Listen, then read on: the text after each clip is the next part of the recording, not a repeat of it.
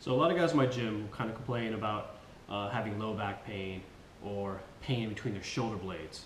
So I want to show you something that I think will be very effective, and at least for sure working on your thoracic extension, which is the area in between your shoulder blades, getting more movement from there. So I think if you get more movement through there, it's not going to crank on your back as much. And the reason why I say that is because the thoracic spine, so made up of your spine from T1 down to T12, and your ribs attached to it. So the reason why this is important is that the ribs create a lot of more stability within the joint, so it doesn't move as much, whereas the back will probably move a little bit more. So if you lack movement within the thoracic spine, sometimes you're going to have to ask some other body part to move more, and a lot of times it's going to be the low back, especially in the bridging position.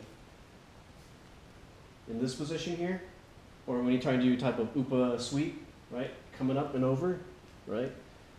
Can you go up into your hips? Does your back extend backwards? But then at the same time, does the thoracic spine extend too, so you can roll onto your shoulder to complete the sweep, okay? So one thing you can do is I like to use foam roll.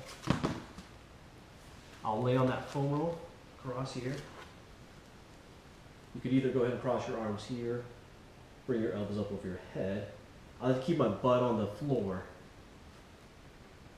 and then bring my head back in different levels of the spine. So I mentioned that I want you to make sure that you keep your butt back up, butt on the floor, because if I come back and my hip goes up, well, guess what? I'm not really moving through the spine very much. So now I know if I can anchor the backside here, that I can go ahead and come back and just make sure I'm moving through the spine, okay? The thing is though, if we go straight back, yeah, that should help. But I showed you the upa sweep. We went on the diagonal, okay?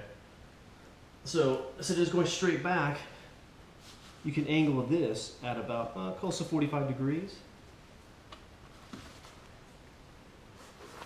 And so now what I'm going to do is hands behind the head or here. I just like to do this because it supports your head.